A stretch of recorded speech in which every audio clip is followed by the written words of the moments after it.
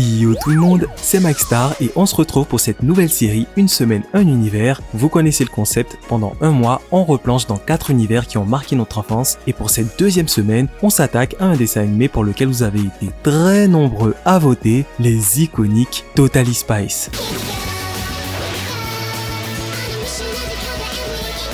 Ce générique est tellement culte, surtout avec leurs mouvements acrobatiques là, incroyables. D'ailleurs, je comprends toujours pas pourquoi à Sam et Clover, on leur donne des moves hyper stylés, alors que pour Alex, c'est juste ce truc un peu nul. Après, on s'étonne que c'était la moins aimée. Bref, aussi étonnant que ça puisse paraître, le premier épisode commence au Japon, où un nouvel artiste américain nommé Ricky Matisse fait fureur et qui a des fans complètement obsédés. Je rigole même pas au point où ils ont carrément de l'écume qui sort de leur bouche tellement ils sont en manque. On comprend qu'il y a quelque chose de pas normal et c'est ce que nos chers Spies vont essayer de découvrir. D'ailleurs, restez bien jusqu'à la fin de la vidéo parce que quand vous allez voir toutes les dingueries que les Spies vont nous sortir pendant l'enquête, en parlant des Spies, direction maintenant le lycée de Beverly Hills et bon Dieu, la nostalgie est remontée instantanément quand j'ai entendu ce bruitage iconique. Vraiment, l'effet sonore pour les apparitions de titres accompagné de la petite musique d'ambiance chill comme ça fait tellement le charme de la série. Enfin bon, là, on découvre nos 3 héroïnes, Sam, Clover et Alex, et encore une fois, on nous fait vite sentir que Alex n'est pas vraiment la favorite du groupe. Dis Samy, je pourrais t'emprunter ton pull en cachemire demain? Bien sûr, après tout, t'es ma meilleure amie. Et bah moi alors! Non mais enfin tu délires Alex. Et en vrai, un truc qui m'a un peu étonné, c'est à quel point les dessins pouvaient être datés, car c'est sûr que quand tu es habitué aux prochaines saisons qui ont des graphismes beaucoup plus jolis, ça fait un petit choc. Mais bon, malgré tout, vous allez peut-être me trouver fou, mais je trouve que ça donne une certaine esthétique un peu années 2000 à la série qui a aussi son charme. Et entre nous, ça reste plus authentique que le reboot. Bien sûr, on ne change pas les bonnes vieilles habitudes avec Clover qui est complètement obsédée par n'importe quel garçon qu'elle croise. Salut, je m'appelle Clover. Et il ne fallait que très peu de temps avant que son ennemi juré, l'iconique Mandy, lui mette des bâtons dans les roues. Une seconde, Clover. Il doit m'accompagner au centre commercial, désolé. Oui, c'est vrai. Mais après cette humiliation, c'est là qu'on entre dans le vif du sujet avec les Spies qui se font whooper par Jerry afin d'aller accomplir leur mission secrète.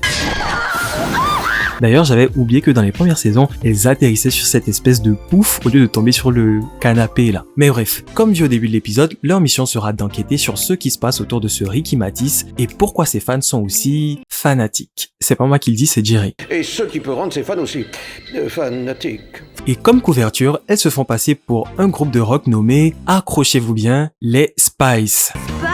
Oui, ça veut dire espionne. Oh c'est nul comme nom. C'est moi qui en ai eu l'idée. Suivi de la classique présentation de leurs gadgets. Je vais équiper d'une ceinture avec câble intégré pour soin élastique, d'un sèche-cheveux à soufflerie Tornado 3000, ainsi que de bottines à semelles munies de ventouses. Et la mission secrète peut enfin commencer. Sauf que, désolé, mais la première chose qui saute aux yeux, c'est qu'elles ont l'air complètement nulles comme espionnes. Déjà, entre Jerry qui décide d'enquêter sur un ado juste parce que son album fait un carton, puis qui fait exprès d'appeler leur groupe d'espionnes espionnes. Ensuite, Clover qui, premier truc qu'elle fait dès qu'elle arrive dans sa loge, c'est de donner tous les détails de sa mission secrète au gars dont elle est amoureuse. Quoi? Tu fais une tournée avec Ricky Matisse? Ah bah si, c'est-à-dire je joue très bien de la guitare. Ou encore Alex qui a 2 doigts de griller leur couverture devant le manager de Ricky. Je suppose que vous êtes les espionnes. Les espionnes? Oui, c'est nous, maman qui vous a dit qu'on était des espionnes. Bref, elles finissent par rencontrer le fameux Ricky Matisse qui a l'air d'être un gentil garçon au final. Et c'est plutôt son manager qui a l'air un peu trop suspect, mais elle ne remarque rien du tout. Par contre, quand elle tombe sur un simple CD vert fluo, là, elles sont convaincues que ça cache quelque chose de louche. C'est bizarre. Un CD fluo, vous avez déjà vu ça? Par le fait qu'il a des fans totalement délirants et un CD fluo, Ricky Matisse me paraît parfaitement normal. Enfin bon, plus tard, elles finissent par donner leur premier concert, et c'est marrant car Clover pense qu'elles sont en train de dead ça, alors qu'en réalité... On est génial, oui bien sûr, mais c'est surtout parce qu'on est en playback. Au cas où vous ne l'auriez pas remarqué, aucune de nous ne chante, et nos guitares ne sont même pas raccordées aux amplis. Après leur prestation, c'est au tour de Ricky, et pendant qu'elle décide d'aller interroger le manager, Clover, comme d'habitude, au lieu de faire son boulot, elle décide de rester assister au concert. Du coup, Sam et Alex arrivent dans la cabine du manager qui est en train d'avoir une conversation louche au téléphone. Que Ricky a invité le groupe Les Spies à la séance. Il va falloir renforcer la sécurité. Hey! Et bien sûr, elle ne remarque rien. Par contre, le simple fait que la cabine soit insonorisée, ça, c'est le truc le plus suspect du monde. Le bruit finit par me donner la migraine. Je préfère simplement regarder. Non mais vraiment, tout le long de l'épisode, les vrais indices sont devant elle, mais c'est les trucs random qui attirent leur attention. Récapitulons. Les fans de Ricky sont cinglés, son CD est fluo, il ne chante pas en direct et son manager suit les concerts depuis une cabine insonorisée. Ça devient inquiétant. Mais en revanche, Clover qui est littéralement devenu un zombie sous vos yeux après avoir écouté la musique de Ricky, là par contre c'est normal. Ah oui, aussi vu que ça date, il y a des erreurs, des moments de blanc un peu gênants comme cette scène.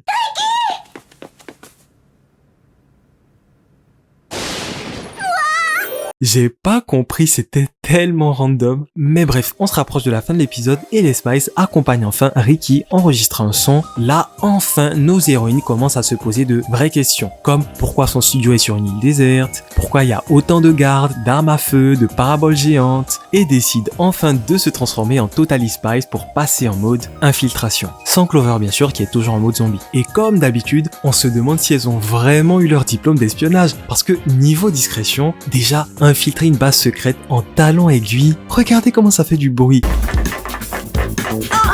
Ensuite, on en parle de Sam, elle est à 2 doigts de faire rater la mission juste parce que ses cheveux prennent trop de place.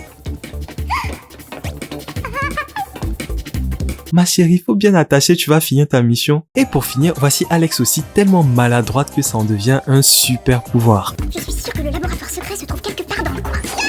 Bien joué, Alex. Enfin, parfois ça a du bon, car elle leur permet de découvrir le laboratoire secret du grand méchant, qui est une ex-star du rock, ayant pour but de contrôler le monde grâce à sa musique hypnotique. Assez, je suis Ricky, maître de vos pensées, je sème le chaos et vous me suivrez. Et pour une fois que l'enquête avance, il fallait bien sûr que Alex vienne tout gâcher. Lorsque Ricky commencera son spectacle, ses fans feront chichi.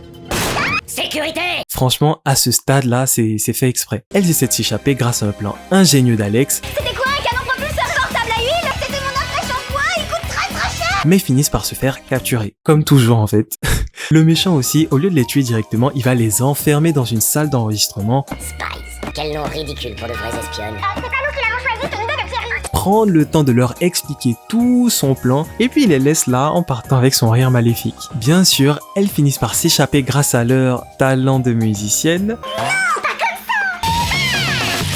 Puis elles font son concert avant d'empêcher la retransmission en direct dans le monde entier. Chose qui est très bizarre, c'est qu'elles s'échappent après que le méchant soit parti, mais elles arrivent quand même bien avant lui au concert. Bref, du coup, elles expliquent la situation à Ricky qui lui est gentil, et Alex reste avec lui pour le protéger de Clover et ses fans hystériques. Le sort du monde se trouve à présent entre les mains de Sam qui est encerclé par le méchant dans les airs et les zombies au sol, et c'est donc le moment pour elle de passer à l'action.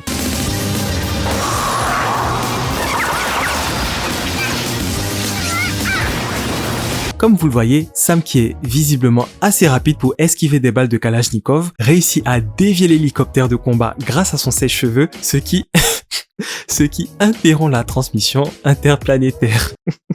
Le plan du méchant se retourne contre lui et ce n'est seulement qu'après tout ça que Jerry débarque en mode « On arrive juste à temps, laissez-nous faire le travail les filles ». Détendez-vous les filles, on prend le relais. Franchement, Jerry là, j'espère qu'il les paye bien hein, parce que vraiment, engager 3 lycéennes pour faire le boulot du FBI pendant qu'il boit son thé au bureau. Bref, tout est bien qui finit bien. Encore une fois, les Totally Spice sauvent le monde. De retour au lycée, après toutes ces mésaventures, Clover redescend enfin sur Terre et jure de ne plus jamais sortir avec un musicien. Je viens de décider que c'était totalement nul de craquer pour un garçon juste parce qu'il joue de la guitare. Excusez-moi, vous savez où se trouve la salle de musique? Je suis nouveau et enfin je suis un peu perdu.